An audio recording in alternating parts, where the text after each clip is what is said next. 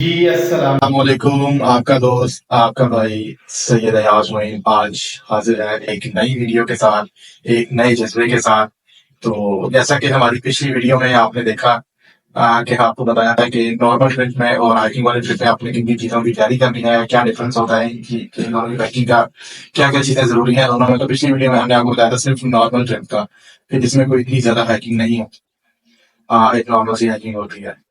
तो उसमें बताया था कि हम हाइकिंग ट्रिप्स की जो डिटेल्स हैं आपको अपनी नेक्स्ट वीडियो में बताएंगे।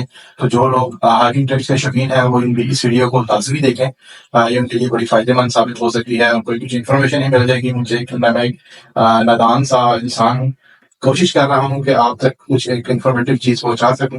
अगर आपको ये चीजें अच्छी लगती हैं तो अगर आपने अभी तक इस चैनल को सब्सक्राइब नहीं किया तो आपसे रिक्वेस्ट है कि चैनल को सब्सक्राइब कर लें, वीडियो को लाइक कर दें और बेल आइकन को प्रेस कर ताकि हमारी आने वाली हर नई वीडियो आप तक पहुंच सके। तो चलते हैं हम आज के अपने इस टॉपिक की तरफ कि हाइकिंग या टूर जॉब कर रहे हैं हम, उसमें किन किन चीजों की जरूरत है।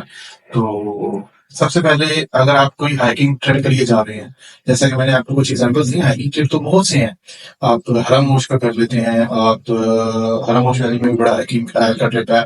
फिर आप नांगा पर्वत बेस कैंप करते हैं तो वो एक लंबी हाइकिंग है, तकरीबन तातू विलेज से जो आपकी जो है हाइक है फेरी मेडोज की, वो एक नॉर्मल जो है वो इंसान जो फर्स्ट टाइम हाइक कर रहा है वो 5 घंटे आराम से लगते हैं। फिर उसके बाद आगे बेस कैंप की हाइकिंग अलग से है, उससे भी आगे आपने जाना है। ब्याल कैंप से आके भी आपने 0 पॉइंट तक जाना है, उसकी हाइकिंग अलग है, कुछ लोग 0 पॉइंट तक भी जाते हैं। इसी तरह कुछ लोग सिर्फ K2 बेस कैंप तक ही भी हाइकिंग करते हैं। वो तो प्रो लोग हैं ना जो नागा पर्वत या K2 पर जाते हैं, कुछ उनसे नीचे भी होते हैं, वो प्रो मैक्स हैं, कुछ प्रो होते हैं और कुछ सिंपल भी होते हैं। जैसे आईफोन के वर्जन नहीं आते 16 प्रो 16 प्रो मैक्स, तो इसी तरह से हर चीज में डिफरेंट वर्जन होते हैं। तो ये वीडियो उन लोगों के लिए है जो कि सिर्फ एक सिंपल हाइकिंग ट्रिप कर रहे हैं, जो कि ना बहुत ज्यादा है और एक एक एक्सटेंडेड हाइकिंग ट्रिप है, जिसमें आपकी ये ज्यादातर आ जाते हैं फेरी विडोज का ट्रिप। आपका जो है आ जाता है ये 5 डेज का, जो मैंने आपको बताया अपने ट्रिप का कि 5 डेज में 5 डेज में आप दूरी पर्सन वगैरह करते हैं। तो वो ट्रिप आ जाता है जो कि एक साइड की आपकी 6 to 7 आवर्स की हाइकिंग है बेसर से, ठीक है। और 6 to 7 आवर्स की हाइकिंग करके आप मुल्ला की बस्ती जाते हैं और फिर उससे आगे अगले दिन फिर 2.5-3 घंटे की हाइक करके आप दूरी पर्सन जाते हैं। बहुत से लोग ऐसे हैं जिनको इससे कम टाइम नहीं लगता, लेकिन ये मैं उन लोगों की बात कर रहा हूँ जो फर्स्ट टाइम हाइक कर रहे हैं और इसके बाद फिर आप हाइकिंग ट्रिप में ले गए हैं इसका, कश्मीर की तरफ आप चले जाएं तो नूरी टॉप का ट्रिप है। आप इधर चले जाएं, कुमरान चले जाएं तो जहाज बांडा और तकई बांडा से आपका आगे जहाज बांडा का हाइक, और जहाज बांडा से आपकी कटूरा लेक की हाइक।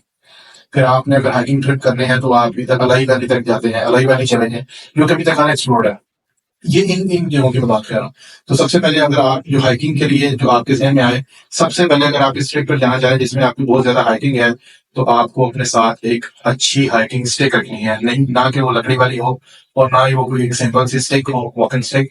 जो हमारे बुजुर्ग हजरात लेते हैं, हाइकिंग की एक स्पेशल स्टिक आती है जो कि डिफरेंट साइजेस में कन्वर्ट हो जाती है, जो कन्वर्टेबल होती है उसकी हाइट, और उसके नीचे टिप, एक एल्यूमिनियम की टिप होती है जो कि आपको स्टेबल रखती है हर तरह की सर्फेस पे। इवन कि वो मडी है, इवन वो सॉइल है या स्टोन वाली जगह है, तो वो आपको स्टेक रखती है, आपको स्टेबल रखती है। और उसमें शॉक ऑब्जर्विंग होती है कि अगर आपने उसके ऊपर वेट डाला है तो उसको स्टेक करने के लिए, तो वो थोड़ी सी उसमें लचक होती है, इलास्टिसिटी होती है, स्प्रिंग लगा होता है, फिर उसको प्रेस कर देता है, थोड़ा सा उसमें स्ट्रेंथ आ जाती है स्टिक में। तो वो एक नॉर्मल स्टिक हो वो ऑलमोस्ट कोई 2,500 रुपए की आपको आराम से मिल जाती है, कहीं से भी दराज से मिल जाएगी। वेरी सुन हम अपनी वेबसाइट पे एक शॉप भी लॉन्च कर रहे हैं, वहां से भी आपको मिल सकती है। और डिफरेंट एरियाज हैं, आप स्टेशन चले जाएं, वहां से आप लाहौर में अगर आप रहते हैं तो स्टेशन से आपको मिल जाएगी। और इसके अलावा पिंडी में भी इसकी मार्केट है, और पेशावर में भी आप बड़ा मार्केट चले जाएं, वहां से आपको ट्रैकिंग और कैंपिंग से रिलेटेड बहुत से इक्विपमेंट बहुत सस्ते दामों में मिल जाएंगे, ठीक है। और सबसे पहले आपकी एक स्टिक हो गई। उसके बाद आप जो सबसे जरूरी चीज है कि जब आप हाइकिंग ट्रिप पर जा रहे हैं तो आप अपना सामान लेकर तो गए हैं। जो बेस कैंप है आपका, सपोज अगर आप दूधी पत्थर जा रहे हैं तो आपका बेस कैंप होता है बेसर, तो आप से बेसर में करते हैं, बेसर के होटल में। तो आपने अपना जो लगेज है वो वहां होटल में छोड़ना है, या अपनी गाड़ी में रख लें या होटल में छोड़ दें। जो भी जित लगेज है आपको वो सारा आप कैरी नहीं कर सकते हाइकिंग के दौरान या ट्रैकिंग के दौरान। आपने साथ अपने सिर्फ चंद चीजें कैरी करनी है जो आपकी बहुत ज्यादा जरूरत की है। जैसे कि अभी आप दूधी पत्थर जा रहे हैं तो आपने जब बेसर से निकलना है तो अपने साथ अगर आप 1 नाइट स्टे के लिए जा रहे हैं, तो मेरा भाई सबसे ज़्यादा जो ज़रूरी है वो है आपके लिए एक तो स्टिक। उसके बाद अपने साथ कम से कम 1 या 2 ट्राउज़र शर्ट्स या कुछ ऐसे कपड़े रखें कि जो रिलैक्सिंग हो, जो आपको इरिटेट ना करें। ख़ासकर जब आप एक ट्रिप पर जा रहे हैं हाइकिंग के, तो आपने अपने साथ स्किन फिट कपड़े नहीं रखने, जो कि बहुत चुस्त कपड़े हों, जो आपकी स्किन के साथ चिपक जाती हैं। आजकल के फैशन के मुताबिक जो लोग पहनते हैं, जीन्स पैंट्स जैसे होती हैं स्ट्रेचेबल, वो रिलैक्सिंग नहीं होती हैं आपके लिए।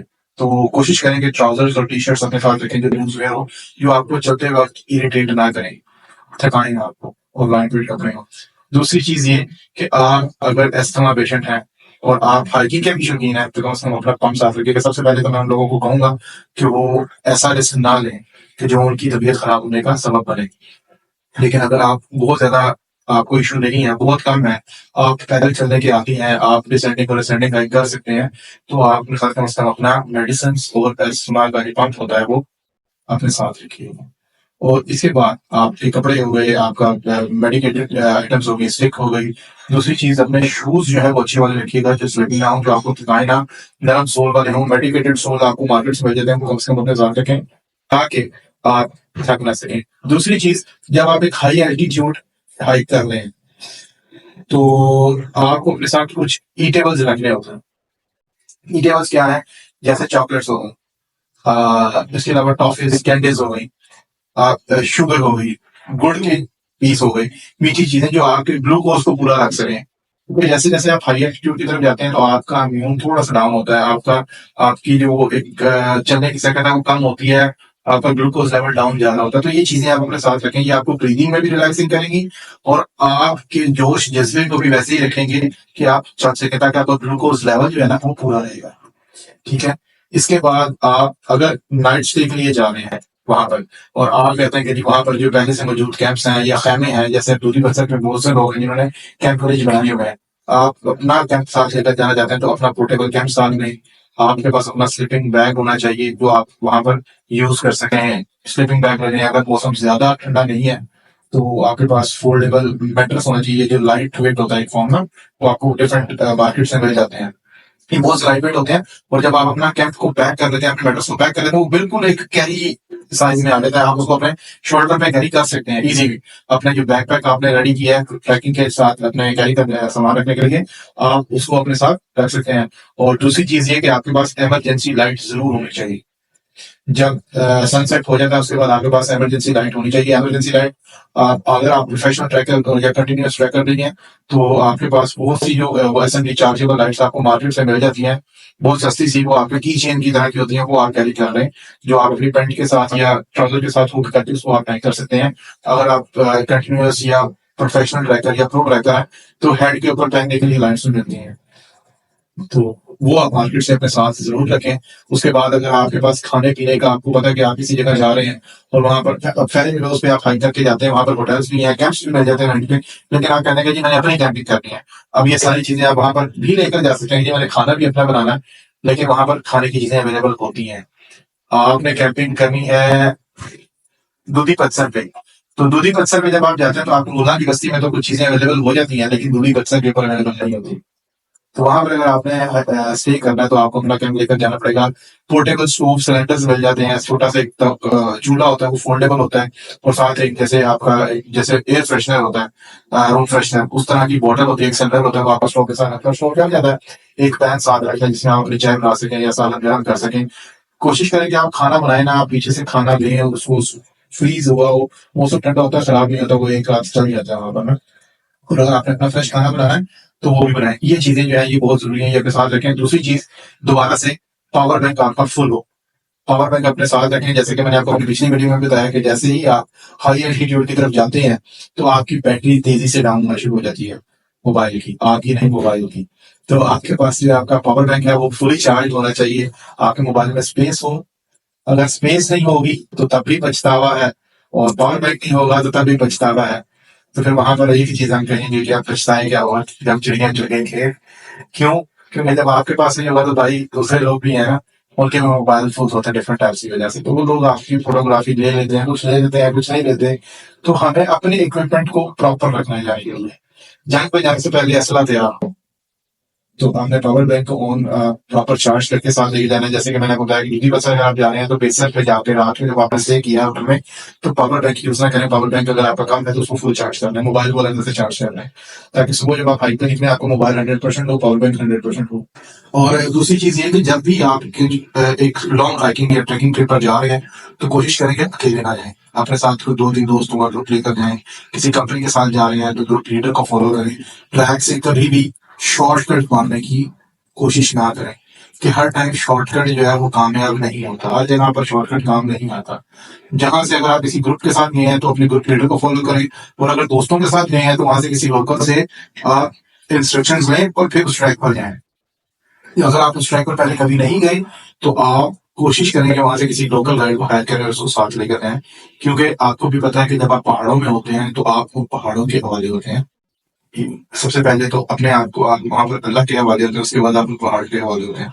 उन पहाड़ों में रहने वाले हैवानात और जानवरों के हवाले होते हैं। तो आपने सबसे पहले, हमारी जान है तो जहान है, तो आपने अपने साथ, अगर आप अकेले हैं तो वहां से लोकल गाइड को अपने साथ लें, और अगर आप किसी ग्रुप के साथ हैं तो आप ग्रुप लीडर को फॉलो करें कि वो किस ट्रैक से जा रहा है। ट्रैक थोड़ा लंबा होगा, इजी होगा तो उस तरफ से जा रहा है, क्योंकि वो रेगुलर जाने वाला है। तो आपने कोशिश करनी है उसको फॉलो करना है। रात के जब स्टे किया तो बिला वजह कैंप से बाहर नहीं निकलना। जब सारे अपने अपने कैंप पे चलेंगे तो आपने अपने कैंप में रहना है।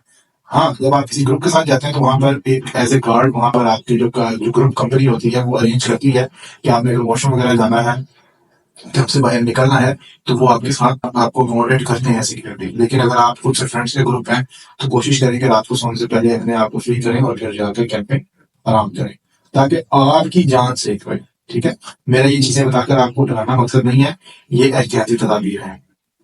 ठीक है, तो आज की वीडियो भी बहुत लंबी हो गई है। कोशिश तो मैंने की है कि मैं हर एस्पेक्ट को कवर करूं, लेकिन अगर कोई रह गए तो वहां पे एक शॉर्ट वीडियो बनाकर वो अपने चैनल पर लगा देंगे। और अगर आपको ये वीडियो अच्छी लगी है तो मैं वीडियो में पहले भी आपसे एक दरख्वास्त कर चुका हूँ कि आपने अगर चैनल को फॉलो नहीं किया तो चैनल को फॉलो कर लें, सब्सक्राइब कर लें, बेल आइकन को प्रेस कर दें, ताकि हर आने वाली वीडियो आप तक पहुंच सके। और आपसे एक और चीज की दरख्वास्त है कि हमारी हर वीडियो को अपने बाकी तमाम दोस्तों के साथ भी शेयर करें, ताकि आपके नहीं आपके दोस्त भी हमारी इस इंफॉर्मेटिव वीडियो से फायदा उठा सकें। तो अभी हमारी ये जो ट्रैवल टिप्स एंड ट्रिक्स है ये सीरीज बहुत लंबी चलेगी, लेकिन सून आपसे मेरा प्रॉमिस है कि हमारी जो एंशिएंट और ओल्ड बिल्डिंग्स हैं उनकी जो हिस्टोरिकल वीडियोस हैं जो कि पहले हमारा सिलसिला चल रहा था वो भी बहुत जल्द आना शुरू हो जाएगी। बस उसमें भी काम चल रहा है, थोड़ा सा काम रह गया, कुछ परमिशन रह गई है। तो जैसे ही मामला सेटल होते हैं तो वो वीडियोस भी मिलनी शुरू हो जाएंगी। तो मैं आपसे आज की वीडियो में इजाजत चाहता हूँ। अल्लाह आमीन नासिर, अल्लाह हाफ़िज़।